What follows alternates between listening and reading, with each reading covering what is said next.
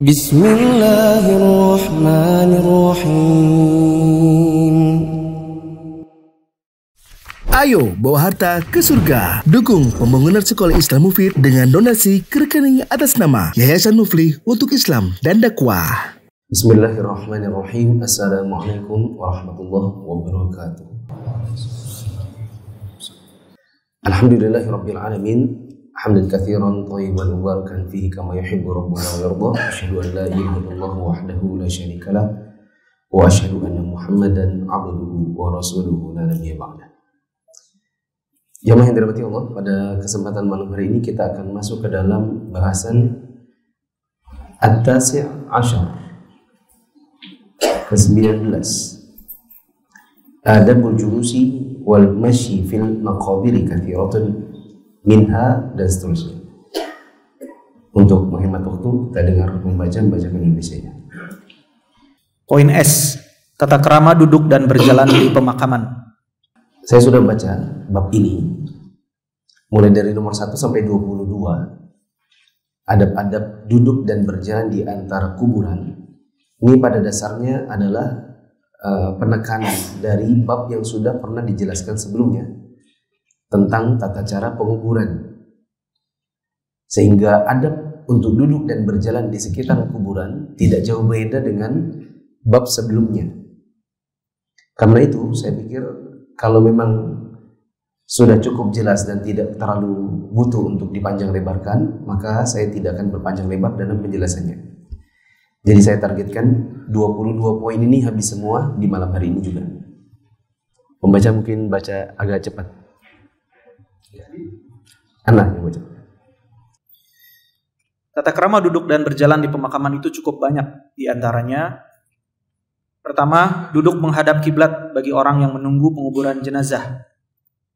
Berdasarkan hadis Al-Bara' bin Azib radhiyallahu anhu, ia berkata, kami keluar bersama Rasulullah sallallahu alaihi wasallam untuk mengantarkan jenazah seorang laki-laki dari kaum Ansor.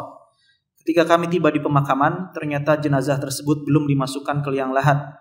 Rasulullah duduk menghadap kiblat dan kami pun duduk bersama beliau. Imam Asy-Syaukani rahimahullah berkata, di dalam hadis ini terdapat dalil mengenai disunahkannya menghadap kiblat ketika duduk bagi orang yang sedang menunggu penguburan jenazah. Adab yang pertama adalah sambil menunggu jenazah dikuburkan, kita duduk menghadap kiblat. Ini hukumnya sunnah. Artinya kalau seandainya ada sebagian orang yang tidak menghadap kiblat, maka tidak apa-apa. Karena memang penguburan itu kadang-kadang tempatnya kecil, yang datang banyak. Kalau semua memaksakan ingin menghadap kiblat juga kadang-kadang tempat gak cukup. Maka tidak apa-apa apabila sebagian orang berada di sisi yang kemudian dia tidak menghadap ke arah kiblat. Karena ini sunnah saja, bukan sebuah kewajiban. Dua, haram duduk di atas kubur. Tidak boleh duduk di atas kuburan. Sebagian orang ketika dia menunggu penguburan, maka kuburan-kuburan yang lain di sekitaran kuburan yang sedang diproses ini diduduki. Kadang-kadang malah diinjak. Haram hukumnya menduduki kuburan. Apa dalilnya?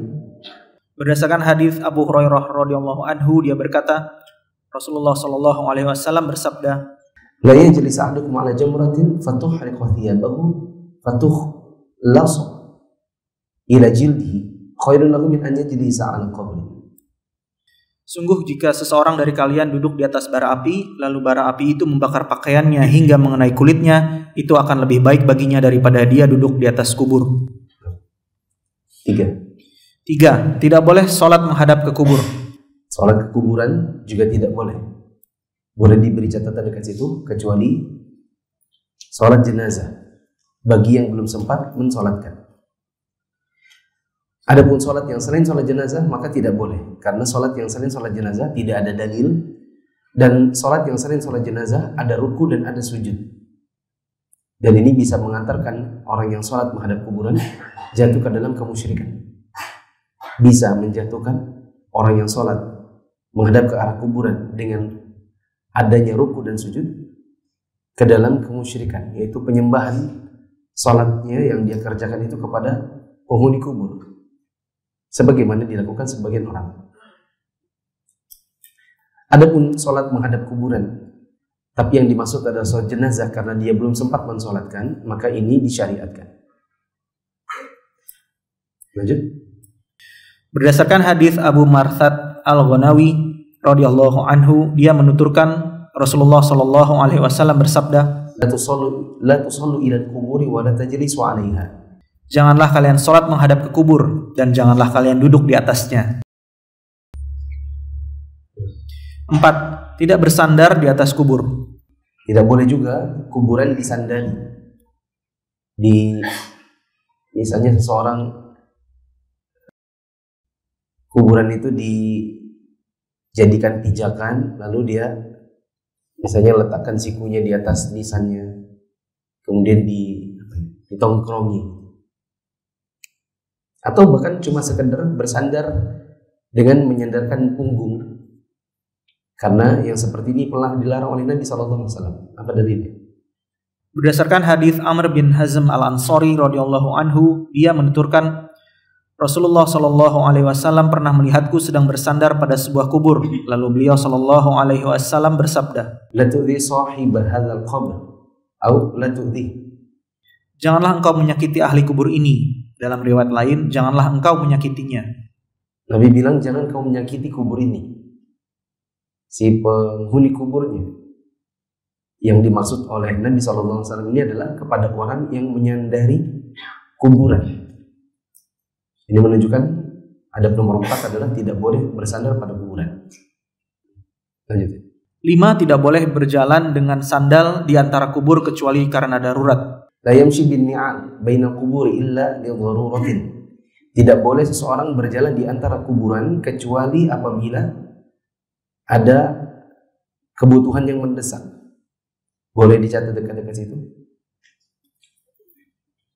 Takut, contoh, takut beling. Biasanya yang paling banyak itu beling. Apa itu beling? Itu bahasa Indonesia kali ya? Iya, itu bahasa KBBI. Anda tahu ya? Kalau bahasa kita beling. Entah kalau Indonesia. Intinya pecahan kaca, tapi yang paling banyak di kuburan itu bukan pecahan kaca, tapi apa? Pecahan keramik. Gara-gara orang suka mengubur manusia dengan kijing, sebagiannya ketika kena cangkul lalu pecah. Ya, itulah juga kenapa Nabi melarang kuburan itu di semen, dibangun, dan itu banyak dilakukan kaum muslimin, bahkan di Balikpapan. Ya. Orang menguburkan manusia, dibikinkan kijing, nanti dengan berlalunya waktu, dengan berlalunya manusia, dengan adanya benda-benda seperti cangkul, sekop dan lain-lain, kadang-kadang nabrak ke kuburan yang sudah terlanjur ada keramiknya, keramiknya pecah, tertendang, berserakan di jalan.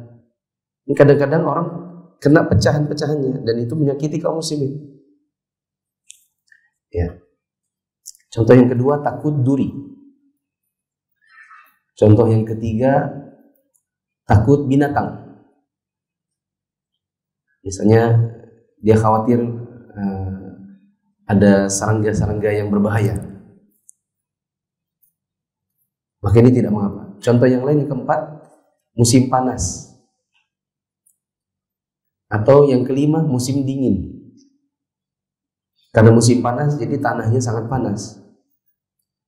Atau kalau di musim dingin dia tidak pakai alas kaki, dia ngilu di telapak kakinya, maka ini insya Allah tidak apa-apa. Ada yang keenam, ini yang saya perhatikan di sebagian penguburan. Ternyata di sebagian penguburan itu ada jalanan. Ada jalanan. Jadi tidak setiap gerbang kuburan kemudian masuk langsung kuburan semua. Tapi ada sebagian yang memang itu sebenarnya dibuat jalanan di semen. Kuburan itu nanti di sisi kanan, sisi kiri. Contohnya di pemakaman Baqi'. Semoga yang belum pernah ke sana nanti Allah mudahkan rezekinya ke kota Madinah, kota Mekah. Kalau kita masuk pemakaman Baqi', itu kita masuk, itu memang di paving block. Memang dibuat jalanan. Dan saya tanya kepada ikhwah-ikhwah yang memang jadi petugasnya dulu, zaman dulu ada yang berbahasa Indonesia. Saya pernah tanya, Ustadz, kita kalau di sini Apa fatwanya ulama? Boleh nggak kita pakai sendal? Kata mereka, kalau kami di sini, kami anggap ini jalanan dan itu boleh. Yang tidak boleh adalah ketika masuk ke area penguburan, di antara kuburan-kuburan inilah yang tidak diperbolehkan. Adapun jalanannya boleh. Antum pernah ke kuburan Gunung Guntur? Itu kan kalau kita naik ke kuburan Gunung Guntur, kita masuk itu kadang-kadang ada sendal di bawah. Padahal itu tangga, naik tangga terus sampai ke atas. Sebenarnya insya Allah tidak apa-apa naik tangga dengan sendalnya itu, karena itu jalanan. Nanti ke area dalam kuburannya itu baru datang larangan. Jadi itu yang keenam, di jalanannya tidak apa-apa. Adapun di antara kuburan-kuburan ini yang tidak boleh. Karena ternyata ada sebagian kuburan yang pakai jalannya. Contoh yang lain, kuburan Karyangau. Kuburan Karyangau yang di sebelah kiri, ada yang kedua yang cukup besar. Itu saya lihat ketika kita masuk, itu jalanan dulu, masuk ke dalam. Nanti di kanan kirinya baru orang menguburkan kaum muslimin. Jalanan itu insya Allah tidak apa-apa. Kalau ada yang mau berhati-hati, saya mau lepas sendal di luar aja lah, silakan. Tapi kalau ada yang saya masuk aja lah, karena ini kan jalanan, tidak apa-apa, insya Allah. Tapi nanti begitu ke kuburannya lepas, dilepasnya di jalanan itu, begitu. Lanjut. Berdasarkan hadis Bashir Maula Rasulullah Shallallahu Alaihi Wasallam bahwa Rasulullah Shallallahu Alaihi Wasallam melihat seorang laki-laki berjalan di antara kubur dengan mengenakan sepasang sendalnya. Lalu beliau Shallallahu Alaihi Wasallam bersabda, Ya sahiba as-sibtiyatain, wayhak alqi sibtiyatain. wahai pemilik sepasang sendal sibtiyah, yakni sendal yang terbuat dari kulit yang telah disamak, celaka engkau, lemparkanlah sepasang sendalmu itu. Laki-laki itu pun menoleh, dan setelah laki-laki tersebut mengetahui bahwa itu adalah Rasulullah Shallallahu Alaihi Wasallam, maka dia pun melepaskan sendalnya lalu melemparkannya.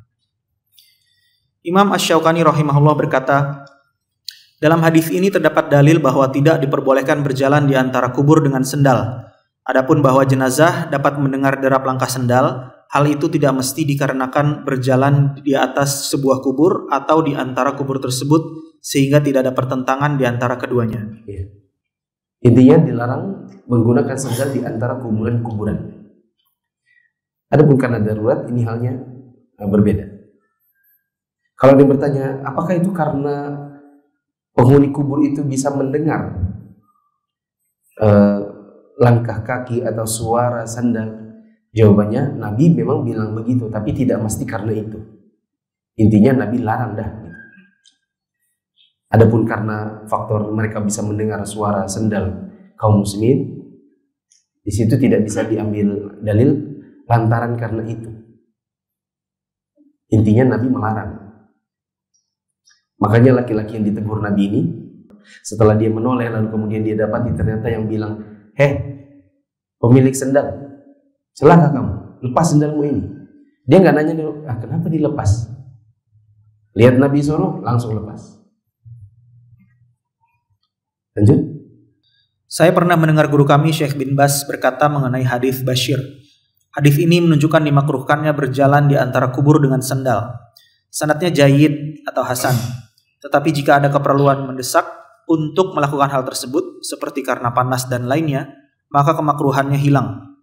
Sementara hadis yang menyebutkan bahwa jenazah dapat mendengar derap sandal mereka, hal itu tidak mesti dikarenakan berjalan di atas kubur. Bisa saja di luar area pemakaman, atau bisa dikatakan pada hadis tersebut bahwa hal itu dilakukan ketika adanya keperluan. Coba sebutkan tadi di antara keperluan menggunakan sendal. Satu, takut beling atau pecahan keramik. Terus duri, takut duri, binatang, takut binatang, karena musim panas dan tanahnya panas, musim dingin dan tanahnya dingin menusuk. Terus ada jalanan yang memang itu diperbolehkan. Terus lanjut. Al-Alamah Ibnu Utsaimin rahimahullah menjelaskan bahwa berjalan di antara kubur dengan sandal itu hukumnya makruh dan menyalahi sunnah. kecuali karena adanya suatu keperluan, seperti karena panas yang menyengat, atau di pemakaman terdapat duri atau kerikil yang dapat melukai kaki, maka hal itu diperbolehkan. Coba diulang, Syekh Utsaimin. Al-Alamah Ibnu Utsaimin rahimahullah menjelaskan bahwa berjalan di antara kubur dengan sandal itu hukumnya makruh dan menyalahi sunnah, kecuali karena adanya suatu keperluan, seperti karena panas yang menyengat, atau di pemakaman terdapat duri atau kerikil yang dapat melukai kaki, maka hal itu diperbolehkan. Lanjut 6. Haram mengerjakan sholat di pemakaman. Sebenarnya sudah tadi ya. Tadi tidak boleh sholat menghadap kubur. Iya, tidak sholat menghadap kubur dan juga sholat di pemakaman. Terus Nabi Shallallahu Alaihi Wasallam menerangkan bahwa kuburan bukanlah tempat untuk sholat. Beliau Shallallahu Alaihi Wasallam bersabda, la taj'alu buyutakum qubura wa la taj'alu qabri 'aidan wa sallu 'alayya fa inna salatakum tablughuni haitsu kuntum. Janganlah kalian menjadikan rumah-rumah kalian seperti kubur, dan janganlah kalian menjadikan kuburku sebagai tempat perayaan. Dan bersalawatlah kepadaku, dan bersalawatlah untukku, karena sesungguhnya salawat kalian itu akan sampai kepadaku dimanapun kalian berada. Berikutnya Indonesianya aja. Diriwayatkan dari Ibnu Umar radhiyallahu anhuma dari Nabi Shallallahu Alaihi Wasallam, beliau bersabda, jadikanlah sebagian dari sholat kalian itu dilakukan di rumah-rumah kalian, dan janganlah kalian menjadikannya rumah kalian seperti kuburan. Dalam lafaz lain, sholatlah di rumah-rumah kalian, dan janganlah kalian menjadikannya seperti kuburan. Maksudnya, sholatlah kalian di dalam rumah, dan janganlah kalian menjadikannya seperti kubur yang sepi dari sholat. Ya. Nabi SAW dalam beberapa riwayat ini menyebutkan, jangan kalian jadikan rumah-rumah kalian seperti kuburan. Setelah itu, Nabi SAW suruh kaum muslimin untuk sholat di rumah. Nabi bilang, jangan jadikan rumah seperti kuburan. Lalu ada tambahannya Nabi, sholatlah untuk sholat-sholat sunnah di mana? Di rumah. Maksudnya Nabi SAW adalah, jangan jadikan rumah kalian seperti kuburan, karena kuburan itu tidak sholat di situ. Karena rumah itu tempatnya untuk sholat sunnah. Sebaik-baik sholat seseorang adalah di rumahnya, kecuali sholat wajib. Kalau sholat wajib bagi laki-laki di masjid. Kalau sholat sunnah lebih banyak utamanya di rumah, kecuali sholat sunnah yang memang tempatnya di masjid seperti tarawih. Ya. Dan ini ringkasnya adalah jangan jadikan kuburan sebagai tempat sholat. Begitu. Ke-7. 7. Kubur itu bukanlah termasuk tempat yang dianjurkan untuk membaca Al-Quran di dalamnya. Sama seperti yang nomor 6 tadi. Nanti pendalilannya kurang lebih sama. Ya. Jangan jadikan rumah itu kayak kuburan. Rumah itu tempat dibacakan Quran. Rumah yang di dalamnya dibacakan surat Al-Baqarah, maka syaitan lari. Kalau disingkat itu kalimatnya adalah jangan baca Quran di kuburan. Maka kuburan bukan tempat yang untuk memperbanyak membaca Al-Quran. Memperbanyak baca Al-Quran di rumah, di masjid, bukan kuburan. Apa dalilnya? Berdasarkan hadis Abu Hurairah radhiyallahu anhu bahwasanya Rasulullah Shallallahu Alaihi Wasallam bersabda, La taj'alu buyutakum maqabira, inna syaitana yanfiru minal baiti alladhi tuqra fihi suratul Baqarah. janganlah kalian menjadikan rumah-rumah kalian seperti kuburan. Sesungguhnya syaitan akan lari dari rumah yang di dalamnya dibacakan surah Al-Baqarah. Syaitan lari dari rumah yang dibacakan Al-Baqarah. Berarti kalau di rumah dibacakan Al-Quran. Sedangkan kuburan itu tidak dibacakan Al-Quran, karena Nabi bilang jangan jadikan rumah kayak kuburan. Maka kalau dibalik-balik, singkatnya maksudnya adalah kuburan bukan tempat baca Quran. Makanya kita tidak boleh menjadikan rumah seperti kuburan. Berikan contoh di dekat-dekat situ, ditulis contoh orang membaca Yasin di kuburan. Bahkan kadang-kadang digaji pembaca Yasinnya. Ini selain melakukan hal yang tidak dituntunkan, bisa jadi makan harta haram. Karena Nabi SAW juga mengatakan, Iqra'ul Qur'ana wa la ta'kulu bih. Bacalah Al-Quran, jangan cari pendapatan dengan baca Quran. Jangan makan dari baca Quran. Di antara para ulama kita ada yang mengatakan salah satunya adalah mencari gaji dan mencari uang hanya dengan baca Quran. Berbeda dengan menjadi guru Quran. Kalau guru Quran di situ ada ilmu. Ada sebagian orang cari uang hanya dengan baca Quran. Maka kita dapat di sebagian koran-koran, ada di sebagian media massa, orang beriklan. Kalau dibacakan 10 juz di kuburan 10 juta. Kalau 20 juz 20 juta. Kalau 30 juz dibacakan di Quran buat si penghuni kubur dapat 30 juta. Ya. Saya pernah dapati iklan seperti itu di salah satu koran. Fotonya anak muda, terus iklannya seperti itu. Mau dibacakan berapa gitu inti 10 juz, 20 juz, 30 juz, dan itu masing-masing maharnya ada sendiri-sendiri. Dan ini saya meyakininya sebagaimana fatwa para ulama kontemporer bahwa ini adalah perbuatan haram karena menjadikan Al-Quran sebagai alat mencari nafkah. Kecuali untuk para pengajar seperti guru TPA. Insya Allah guru TPA gajinya halal. Tapi yang baca-baca Quran di kuburan dan dapat duit dari situ, maka tidak boleh. Karena Nabi sudah bilang tadi, baca Quran dan jangan makan dari Quran, jangan cari pendapatan dari situ. 8. Tidak boleh membangun masjid di atas kubur. Kalau ada kuburan tidak boleh dibangun di atasnya masjid. Kalau ada pemakaman, kemudian ini pemakaman sudah tua, pemerintah mau jadikan itu sebagai misalnya Islamic Center, maka kuburannya dipindahkan, tidak dibangun masjid langsung di atas kuburannya. Apa dalilnya? Berdasarkan hadits Aisyah radhiyallahu anha bahwa ketika Ummu Habibah dan Ummu Salamah radhiyallahu anhuma menceritakan kepada Rasulullah Shallallahu Alaihi Wasallam tentang gereja yang ada di Habasyah atau di Ethiopia yang di dalamnya terdapat gambar-gambar. Beliau Shallallahu Alaihi Wasallam bersabda, Inna ulaika idza kana fihim ar-rajul salih banu ala qabrihi masjidan wa sawwaru fihi tilka suwar ulaika syirarul khalqi indallahi yaumil qiyamah. Sesungguhnya bila di antara mereka terdapat seorang laki-laki soleh, maka mereka membangun masjid atau tempat ibadah di atas kuburnya, dan mereka membuat gambar-gambar tersebut di dalamnya. Mereka itulah makhluk yang paling jahat di sisi Allah pada hari kiamat.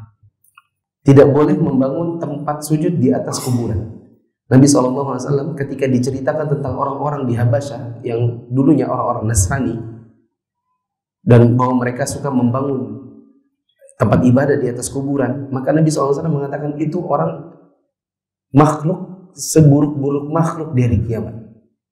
Siapa? Orang-orang Nasrani yang kata Nabi SAW, mereka itu punya kebiasaan kalau ada orang soleh meninggal di antara mereka, nanti di atas kuburannya dibangun tempat sujud. Maka ini dalil jangan mengikuti kebiasaannya orang-orang Nasrani terdahulu yang suka membangun kuburan dengan membangun tempat sujud di atasnya. 9. Kubur tidak boleh dijadikan sebagai masjid. Kalau tadi apa tadi? Membangun masjid. Kalau yang tadi membangun di atas kuburan sebuah masjid. Dan yang ini adalah dijadikan kuburannya dijadikan masjid. Allah. Tapi intinya sama. Apa dalilnya? Berdasarkan hadis Jundab radhiyallahu anhu, dia berkata, aku pernah mendengar Nabi Shallallahu Alaihi Wasallam 5 hari sebelum beliau meninggal dunia bersabda, Inni abra'u ilallahi an yakuna li minkum khalil. Fa inna Allah Ta'ala qad ittakhadhani khalilan kama ittakhadha Ibrahim khalilan. Wa law kuntu muttakhidan min ummati khalilan lattakhadtu Abu Bakrin khalilan. Ala wa inna man kana qablakum kanu yattakhiduna qubur anbiya'ihim wa salihihim masajida. Ala fala tattakhidhu al-qubur masajida fa inni anhaakum an dzalik. Sesungguhnya aku berlepas diri di hadapan Allah jika aku memiliki khalil atau kekasih khusus di antara kalian. Karena sesungguhnya Allah telah menjadikan aku sebagai khalil atau kekasih, sebagaimana Dia telah menjadikan Ibrahim sebagai khalil. Seandainya aku boleh menjadikan khalil dari umatku, niscaya aku akan menjadikan Abu Bakar sebagai khalil. Ingatlah, sesungguhnya umat sebelum kalian telah menjadikan kubur nabi-nabi mereka dan orang-orang soleh di antara mereka sebagai masjid. Ingatlah, janganlah kalian menjadikan kubur itu sebagai masjid, karena sesungguhnya aku melarang kalian untuk melakukan hal tersebut. Di dalam hadis ini ada dalil bahwa kuburan tidak boleh dijadikan masjid, sekaligus dalil tentang keutamaan Abu Bakar. Karena Nabi SAW mengatakan, seandainya saya boleh mengangkat seorang teman dekat, kekasih dekat dari kalangan manusia, maka saya akan jadikan Abu Bakar sebagai khalil. Tapi tidak boleh karena saya adalah khalilnya Allah. Terus diriwayatkan dari Aisyah radhiyallahu anha dari Nabi Shallallahu alaihi wasallam bahwasanya beliau bersabda, la'natullahi 'alal yahudi wan nasara ittakhadhu qubur anbiya'ihim masajid. Allah melaknati kaum Yahudi dan Nasrani. Mereka telah menjadikan kubur nabi-nabi mereka sebagai masjid. Aisyah radhiyallahu anha berkata, beliau mengingatkan agar tidak melakukan yang telah mereka lakukan. 10. Tidak boleh membangun kubah di atas kubur dan tidak boleh meninggikannya lebih dari 1 jengkal. Tidak boleh juga kuburan dibangun di atasnya kubah. Saya kira kubah tidak perlu didefinisikan, teman-teman insya Allah tahu. Tidak boleh juga kuburan ditinggikan lebih dari sejengkal. Dan ini pasti akan bertentangan dengan orang yang membangun kuburan dengan kijing. Bahkan saya pernah masuk di salah satu kuburan di Jogja, itu bentuknya rumah. Memang betul-betul dibikinkan rumah. Di dalamnya saya masuk, ada sepasang suami istri kayaknya. Ditambah lampu-lampu yang itu, yang kayak yang kecil-kecil, yang kuning, merah, biru, kuning, merah, biru itu. Jadi dia berkelap-kelip lah di malam hari. Begitu. Dan ini jelas lebih dari sejengkal. Sedangkan orang-orang di zaman Nabi SAW yang mereka dari kalangan para sahabat Nabi yang dijamin surga, tidak ada dari mereka yang kuburannya seperti yang dilakukan di zaman kita ini, di negeri kita ini, yang gak ada jaminan buat mereka masuk surga. Yang dijamin surga, kuburannya biasa aja. Orang di zaman sekarang tidak ada jaminan surga, dibikin macam-macam. Lanjut. Berdasarkan hadis Abul Hayyaj Al-Asadi, ia berkata, Ali bin Abi Thalib berkata kepadaku, ingatlah, aku akan mengutusmu untuk melakukan tugas yang dahulu aku diutus oleh Rasulullah untuknya. Kata beliau, Allah tada' timthalan illa tamasta wala qabran musyrifan illa sawaita. Janganlah engkau membiarkan adanya lukisan, melainkan engkau menghapusnya, dan kubur yang meninggi, melainkan engkau meratakannya. Ini perintahnya Nabi. Kalau kuburnya terlalu tinggi, lebih dari yang pernah ditinggikan Nabi, yaitu sejengkal, maka diratakan atau dibuat maksimal setinggi 1 jengkal. Bagaimana kalau kuburan orang tua kita udah terlanjur begitu? Ada yang bertanya begitu, Ustaz, kuburan bapak saya itu udah terlanjur begitu. Setelah saya ngaji, saya baru tahu kalau ternyata tidak boleh. Nah, maka saya katakan kalau tidak ada mudarat sama sekali, lakukan. Karena itu yang diperintahkan Nabi kepada Ali. Tidak ada kuburan yang begitu tinggi, melainkan kamu ratakan. Atau dibuat hanya 1 jengkal. Kalau itu kuburan orang tua kita kan bebas kita. Tetangga mau bilang apa kalau kita anaknya? Lakukan.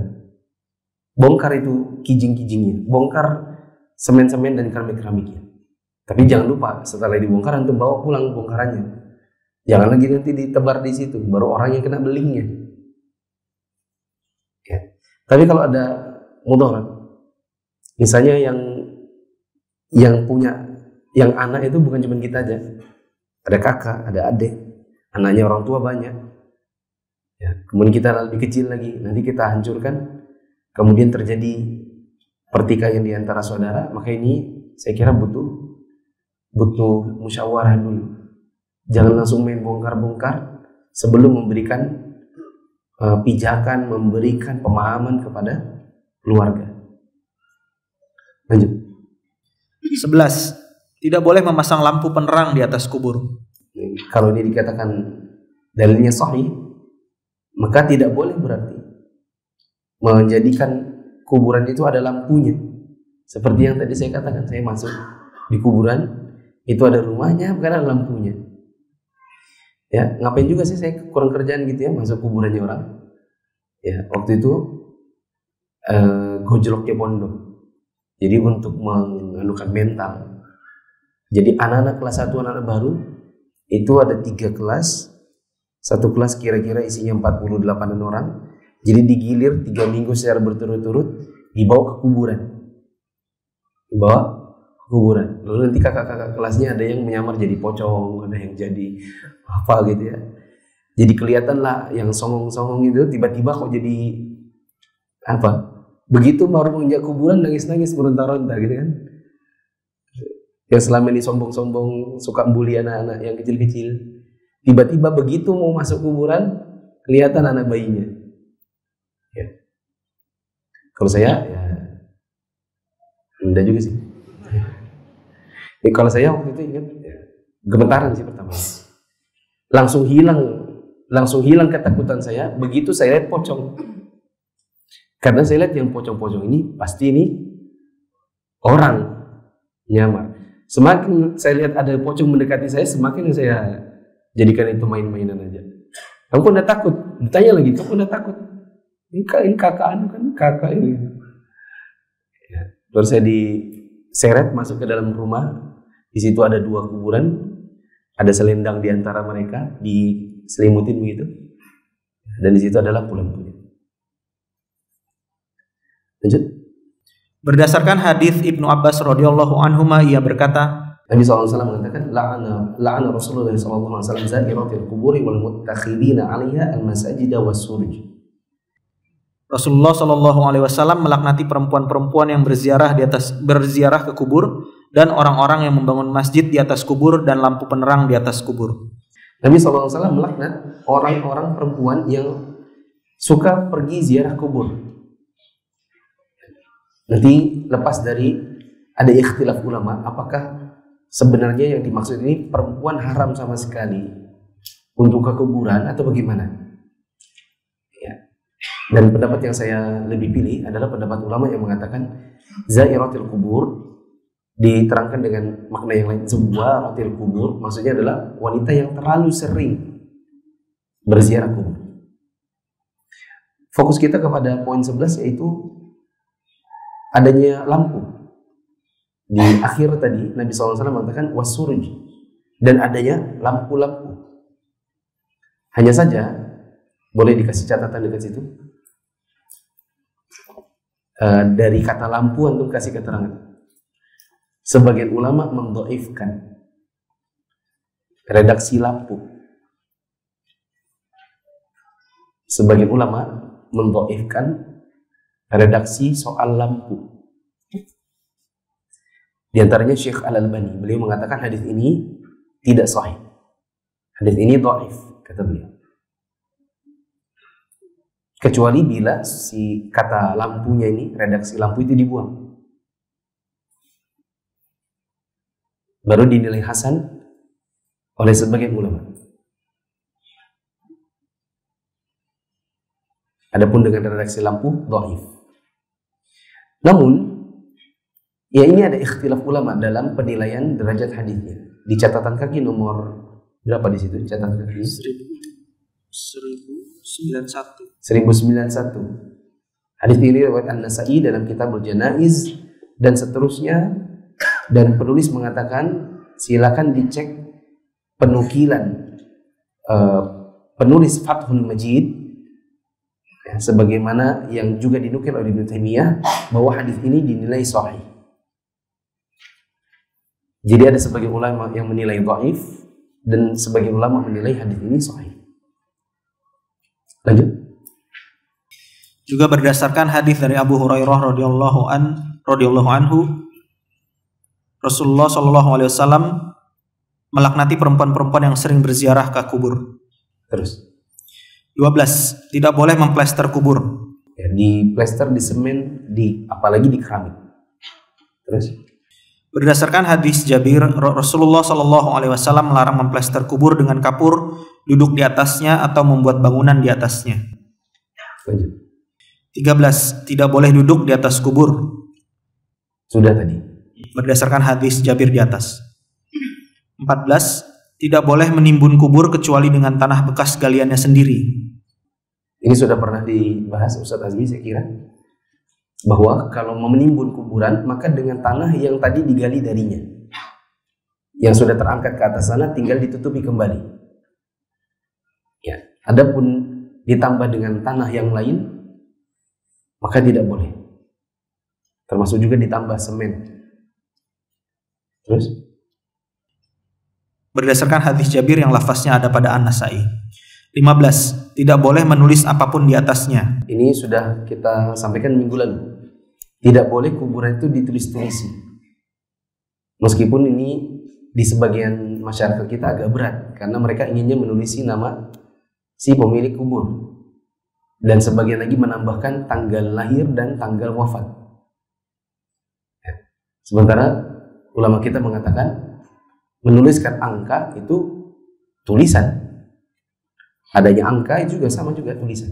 Sebagian lagi membuat kaligrafi Al-Fatihah, kaligrafi Yasin, dan seterusnya. Maka sebenarnya dilarang nulis-tulis di kuburan. Apa dalilnya? Berdasarkan hadis Jabir yang lafaznya terdapat pada Abu Daud dan At-Tirmidzi. Ya, minggu lalu sudah dibahas. 16. Tidak boleh menginjak kubur. Tidak boleh diinjak kuburan itu. Duduki aja nggak boleh. Lanjut. Berdasarkan hadis Jabir yang lafaznya terdapat pada At-Tirmidzi. 17. Tidak boleh mendirikan bangunan di atasnya. Sudah tadi. Berdasarkan hadis Jabir yang lafaznya terdapat pada At-Tirmidzi dan Ibnu Majah. 18. Tidak boleh menjadikan kubur sebagai tempat perayaan sehingga orang-orang secara rutin mendatanginya pada waktu-waktu tertentu dan momen-momen yang dianggap bersejarah serta mereka tidak mendatanginya kecuali pada waktu-waktu tersebut. Ya. Banyak ini di negeri kita. Apa kata penulis? Sebagaimana ini fatwa para ulama kita juga. La tuttakhadh al-qubur 'idan fayataraddadu ilaihi an-nas fi awqatin mahdudat fi awqatin muhaddadah wa fi azmanin mu'arrakhah la yatunaha illa fiha.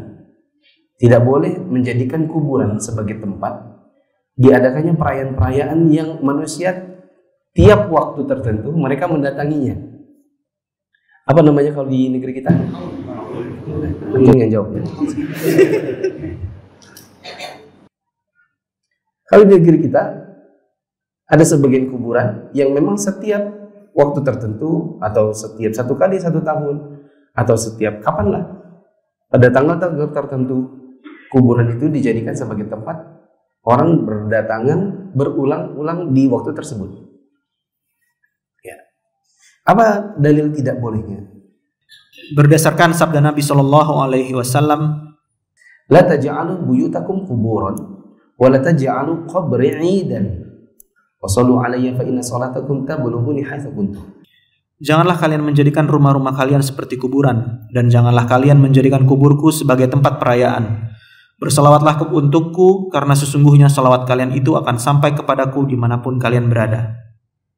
Siapa yang bisa, saya kasih mushaf Madinah. Kata Nabi SAW, jangan jadikan kuburanku sebagai tempat Id. Coba berikan pandangan yang logis, yang mudah diterima oleh orang awam kalau antum mau jelaskan hadis ini. Kalau mudahnya kan nggak boleh kita ikut yang gitu, yang ke kubur-kubur yang tiap tahun itu ada perayaannya. Loh emang kenapa? Iya karena Nabi mengatakan jangan jadikan kuburku sebagai tempat perayaan. Ya terus kenapa? Ya pokoknya Nabi bilang nggak boleh kan? Itu kan cara instan. Pokoknya Nabi bilang nggak boleh, itu sudah selesai. Ada cara memberikan pandangan yang mungkin mudah bagi orang awam. Ada yang bisa?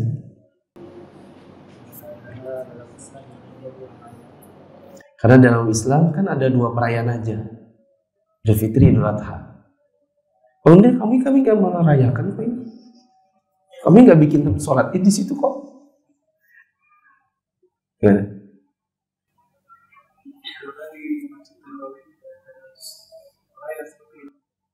Lah kan kami nggak di Masjid Nabawi, kami kan di kuburnya. Mau bilang siapa?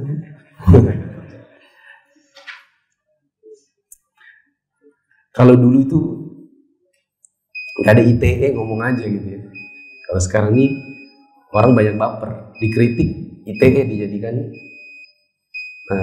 tamu. Ada yang bisa?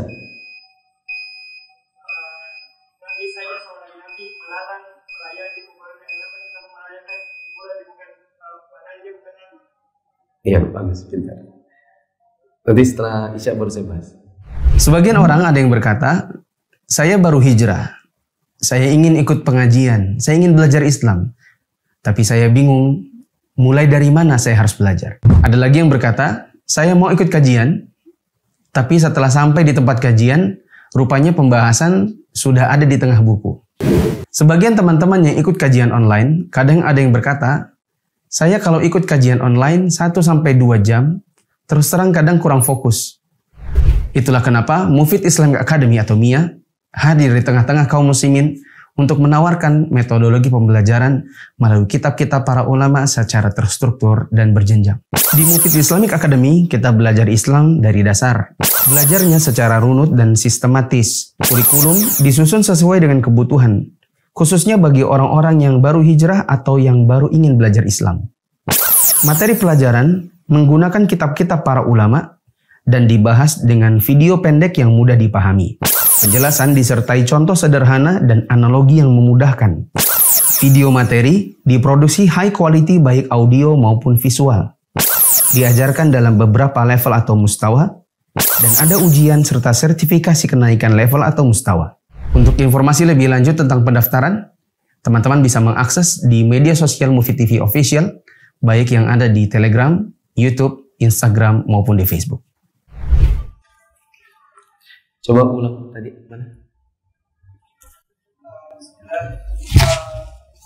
Sebaiknya penjelasan kita kepada saudara kita yaitu tentang menjelaskan Nabi saja adalah manusia yang paling mulia, tapi ukurannya sebaik-baik manusia adalah Nabi. Dan kenapa Nabi saja yang ukurannya manusia paling mulia tidak dilakukan perayaan di sana? Kenapa kita harus melakukan perayaan kepada manusia yang tidak lebih mulia daripada Nabi? Itu dia yang saya mau.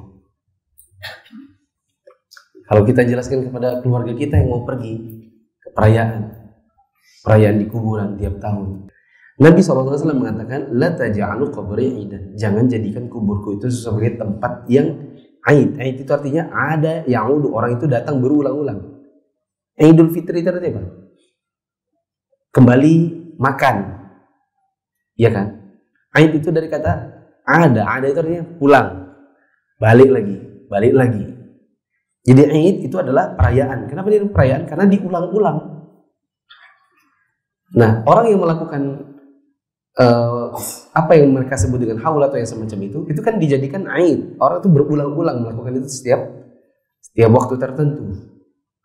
Nabi SAW, kita ngomong sama kakak kita misalnya, atau sama paman kita, sama bapak ibu kita.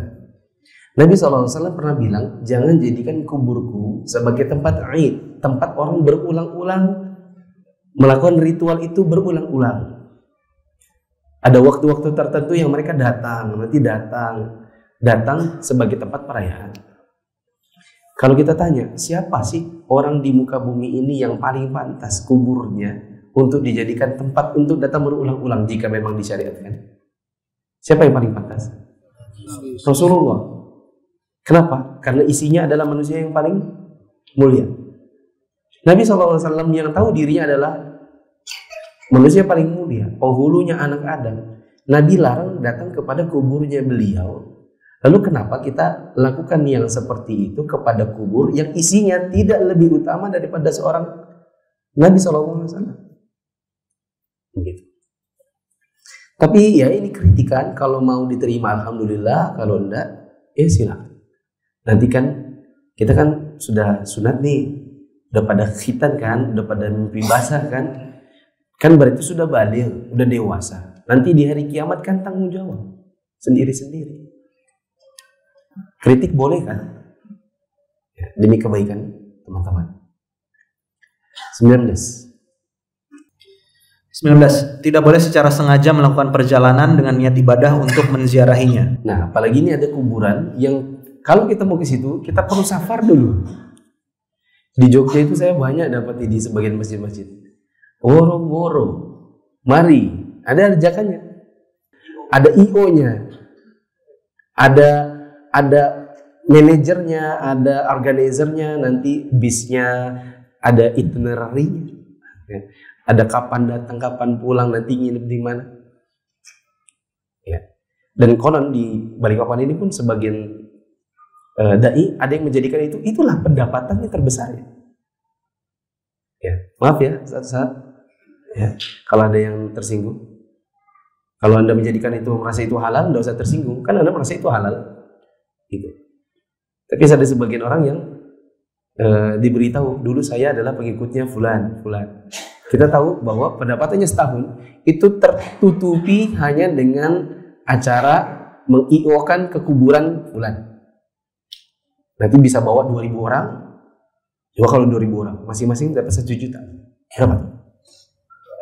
2M. Bagus juga ya. Jadi pengen juga ya. 2M. Pendapatan setahun itu 2M bagi 12 bulan. Berapa coba sebulan? Cukup kumpulkan jamaah 2.000 per orang, ambil fee 1 juta. Ajak mereka, nanti cari berkah, cari rahmat, cari kenaikan pangkat, cari tambahan harta. Orang awam kalau dikasih gitu, biar 2 juta mah. Ya. Gimana Ustadz? Nanti kita ke ini, nanti kita ada hotelnya gini, nanti penginapannya di sini, nanti kita datang sini pakai ini. Bawa lewat Surabaya, nanti kita naik kapal itu ada kayak hotel namanya Dharma Ratu Kencana ya, Angling Dharma. Jadi hotelnya kapalnya bagus tuh, ferry, ada hotelnya, bla bla bla. Orang seneng ya. Tinggal dikit lagi ya. Kenapa tidak boleh mengadakan safar khusus untuk ziarah kubur? Apa dalilnya? Berdasarkan sabda Nabi SAW, La tushaddur rihal illa ila thalathati masajid. Masjidi hadza wal masjidil haram wal masjidil aqsa. Janganlah kalian sengaja melakukan perjalanan untuk berziarah kecuali ketiga masjid, yaitu masjidku ini, Masjidil Haram, dan Masjidil Aqsa. Jadi perjalanan dalam rangka cari berkah, safar sengaja cari berkah itu hanya kepada 3 masjid ini. Adapun safar yang selainnya cari berkah, maka ini dilarang Nabi SAW. 20. Tidak boleh menyembelih dan berkorban di kuburan. Lanjut. Berdasarkan hadis Anas radhiyallahu anhu yang diriwayatkan secara marfu, La aqra fil Islam. Tidak ada penyembelihan hewan untuk sesaji dalam Islam. Sesajen di kuburan dengan hewan, maka ini bahkan bisa menjadi jalan menuju kemusyrikan. Terus Abdul Razak bin Hammam menyebutkan, dahulu mereka mempersembahkan sapi atau kambing. Bila sembelihan atau kurban itu dilakukan di kubur untuk mendekatkan diri kepada Allah, maka hal itu adalah bid'ah. Namun jika menyembelihnya untuk ahli kubur, maka ini adalah syirik besar yang mengeluarkan pelakunya dari agama ini. Menyembelih kubur, memberikan sesajen berupa hewan sembelihan, bila dalam rangka untuk mendekatkan diri kepada Allah lewat kuburan, maka ini bid'ah. Tapi kalau menyembelihnya untuk si penghuni kubur, maka ini bisa jadi syirik. 21. Tidak boleh memecah tulang belulang ahli kubur. Tapi ini apakah dikerjakan oleh zaman sekarang? Tidak ya, Allah. Tapi ada menggali kubur, dimakan dagingnya, ada. Terus? Berdasarkan hadis Aisyah radhiyallahu anha, Rasulullah sallallahu alaihi wasallam bersabda, Inna kasra 'azmil mu'min maitan mithla kasrihi hayyan. Sesungguhnya mematahkan tulang seorang mukmin ketika dia telah meninggal dunia, hal itu sama seperti mematahkannya ketika dia masih hidup. Inna kasra azmil mu'min maitan mithla kasrihi hayyan. Terakhir 22. Tidak boleh mencela orang-orang yang telah meninggal dunia. Tidak boleh mencela, ini hukum asalnya. Orang yang sudah meninggal dunia, kita jaga lisan tentang kehormatannya. Tapi ini hukum asalnya. Karena bisa jadi ada sebagian mayit yang kita harus sering sebutkan kesesatannya. Berapa banyak di dalam Islam ini tokoh-tokoh sesat di zaman dahulu sudah wafat, dan para ulama kita terus menerus menyebutkan kesesatannya supaya kaum muslimin tidak mengikutinya. Dzul Khuwaisirah, nenek moyangnya Khawarij, sudah wafat, sudah mangkat dia. Tapi oleh para ulama terus disebutkan kesesatannya apa. Jahm bin Safwan, Ja'ad bin Dirham, Ibnu Arabi, dan lain-lain. Disebutkan para ulama tentang kesesatannya meskipun mereka sudah wafat. Bahkan Nabi pernah lewat mayit, Nabi sebutkan wajib baginya neraka karena kalian mencela orang ini. Coba dilanjut. Berdasarkan hadis Aisyah radhiyallahu anha, ia berkata, Nabi Shallallahu alaihi wasallam bersabda, La tasubbu al-amwat fa innahum qad afdu ila ma qaddam. Janganlah kalian mencela orang-orang yang telah meninggal dunia karena mereka telah sampai kepada apa yang telah mereka lakukan. Saya pernah mendengar guru kami Syekh bin Bas menjelaskan, itulah hukum asalnya. Itu hukum asalnya. Tidak mencela kaum muslimin yang sudah meninggal, kecuali jika terdapat kemaslahatan bagi umat manusia dalam mencela mereka. Seperti karena mereka adalah tokoh kesesatan. Terus sama seperti orang-orang yang dikatakan oleh Nabi Shallallahu alaihi wasallam wajib ketika beliau dilewati oleh sebuah jenazah lalu beliau memujinya dengan kebaikan, dan di lain waktu beliau dilewati oleh jenazah lainnya lalu beliau menjelekkannya. Ya, saya tutup dengan penjelasan hadis yang terakhir ini. Nabi SAW pernah duduk bersama sebagian sahabat, lalu ada mayit lewat, lalu Nabi mengatakan wajib. Ada mayit yang lain lagi yang lewat, maka Nabi mengatakan wajib. Maka di antara para sahabat ada yang tanya, konfirmasi, ya Rasulullah, apa maksudnya wajib 2 kali? Satu orang dan orang yang satu lagi. Kepada mayit yang pertama lalu ke mayit yang kedua. Maka Nabi SAW mengatakan, mayit yang pertama ketika dia lewat dan kalian memuji dia dengan kebaikan-kebaikan, kalian dia sebutkan dia adalah orang baik, maka wajib baginya masuk surga. Mayit yang kedua kalian sebutkan keburukannya, maka wajib baginya masuk neraka. Ini menunjukkan kepada kita, dan Nabi juga pernah menyebutkan tentang ini penghuni neraka bagi orang yang para sahabat mengenang dia sebagai orang buruk. Allahu a'lam bishawab. Maka jamaah yang dirahmati Allah, sebagai penutup, kita ini adalah hari-hari yang nanti akan berlalu. Siapa kita akan dikenal dengan apa yang biasa kita kerjakan.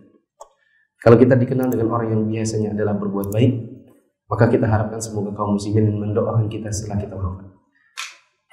Maka mumpung masih ada waktu, perbanyak tanam kebaikan supaya orang-orang mendoakan manakala kita sudah wafat.